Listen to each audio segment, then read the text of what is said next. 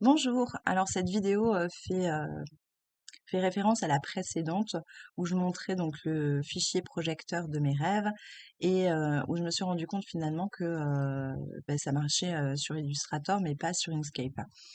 Donc je vous montre rapidement. Ici donc j'ai un fichier de juste au corps. C'est patron Jali 3910. Et donc en fait, donc ici j'ai mon PDF projecteur. Donc quand je l'ouvre, c'est bien un PDF à calque. Donc, je peux désélectionner mes calques au fur et à mesure, enlever les grilles, etc. et avoir ma seule taille. Donc ce qui se passe, c'est que quand je l'ouvre, donc je fais un clic droit, pardon, je fais un clic droit, ouvrir avec, et que je l'ouvre avec Illustrator.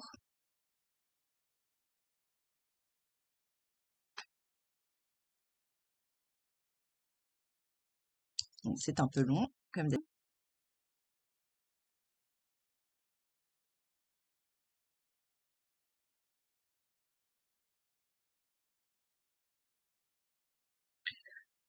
Voilà, donc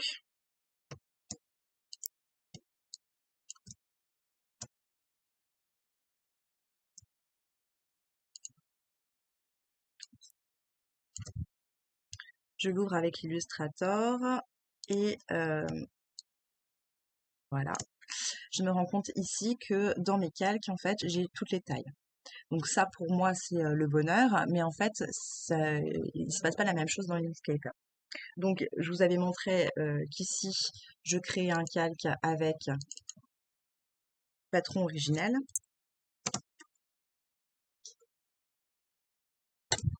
Qu'ensuite, donc, je sélectionnais l'ensemble de mes calques, que j'allais les mettre dans patron originel.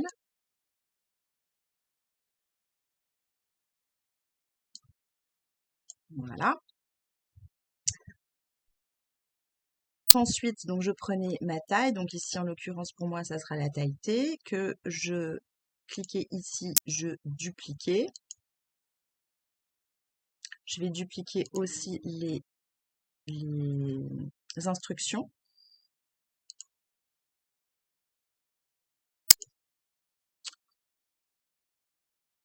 Voilà, je les sélectionne toutes les deux, donc je sélectionne la première, j'appuie sur CTRL, je sélectionne la deuxième et je les sors donc de patron originel. Voilà. Et que du coup ici, je pouvais verrouiller mon patron originel, cacher, et je me retrouvais donc juste avec la bonne taille. Seulement, quand on passe sur Inkscape, ben en fait, ça fait pas la même chose. Donc, si je fais ici un clic droit, ouvrir avec Inkscape,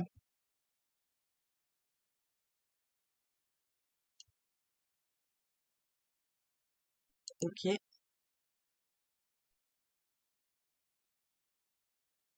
alors, ça rame un peu à cause de la vidéo qui tourne, hein, comme d'habitude. Et bien, en fait, ici, je me retrouve avec un seul calque et j'ai tout à l'intérieur. Et donc, là, c'est vraiment trop le bazar de procéder de cette manière-là. Donc, si vous êtes dans cette configuration-là, la meilleure chose à faire, c'est de passer par PDF Stitcher. Donc, là, on passe par PDF Stitcher, pardon. Donc, PDF Stitcher, je vais aller chercher mon patron. Donc, choisir un fichier. Je vais aller sélectionner dans mes patrons, dans ces sports. C'est celui-ci. Je sélectionne donc mon patron, j'ouvre, et puisque c'est à calque, et bien tout simplement, je vais tout désélectionner. Je vais aller chercher donc ma taille T, mes étiquettes. Je vais appliquer directement mes 3 points parce que c'est ce que j'aime moi. Donc, je l'applique sur la taille T. Hop. Je suis bien en style de ligne plein et je génère mon PDF. Donc, j'allie 3910 taille T.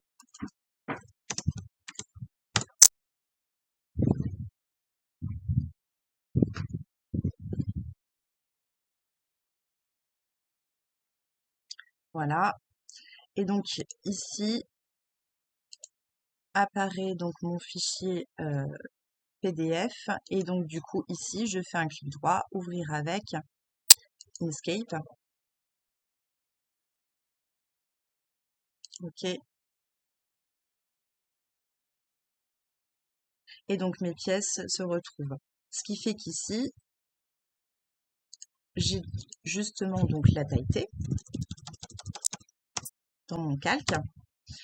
Et ensuite, eh ben, je ferai exactement la même chose, mais par contre, je viendrai ouvrir un autre calque dans le même fichier, de manière à avoir toutes les tailles dans le même fichier. Donc je vous montre. Imaginons que maintenant, je veuille faire plus la taille T, mais la taille, je ne sais pas, on va dire n'importe quoi. On va dire la taille S. Donc dans Options, je vais aller changer ici, enregistrer sous. Je vais choisir donc cette fois-ci Jali 3910, mes tailles. Je me rappelle plus ce que j'ai dit. S. Enregistrer. Dans les calques, je vais aller changer donc ma taille T et choisir la taille S. Hop. Remise à 0, pas du tout. Voilà. Je vais choisir ma taille S. Je vais appliquer donc mes 3 points cette fois-ci à ma taille S et je vais générer mon PDF.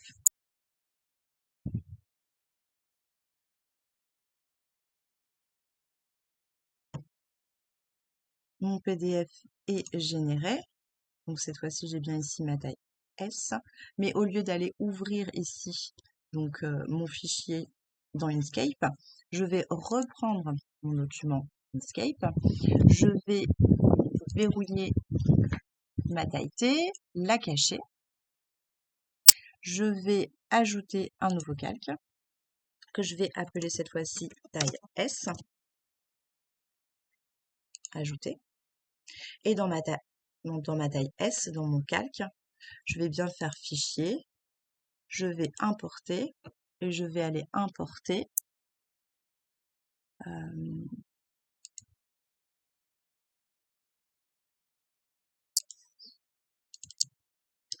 dans les patrons achetés.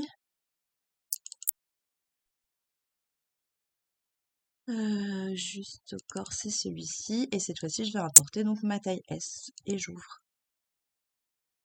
OK.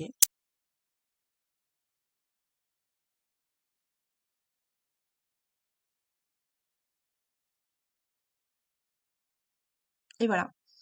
Et donc, j'ai exactement le même fonctionnement que ce que je vous avais montré sur Illustrator, sauf que j'ai des manipulations à faire en plus, mais très honnêtement, ça prend pas vraiment beaucoup de temps de refaire la même chose.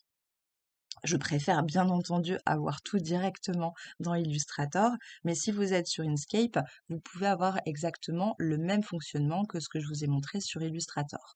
Il y a une autre vidéo qui va suivre justement sur, une fois que j'ai ça, comment je fais pour organiser, de manière à m'y retrouver le plus facilement possible quand je dois travailler un patron sur plusieurs tailles avec diverses versions parce que ici, par exemple, sur ce juste corps, vous voyez qu'il y a une version. Alors, je vais zoomer. Donc, pour zoomer, on fait CTRL et on bouge la molette. Donc, vous avez une version, le modèle B, avec une version asymétrique.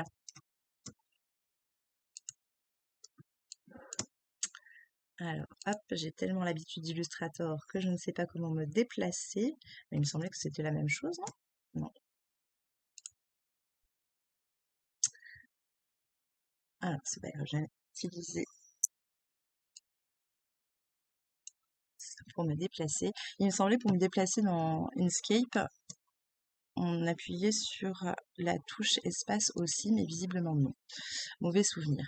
Et donc là, ici, vous avez la deuxième version qui est une version droite.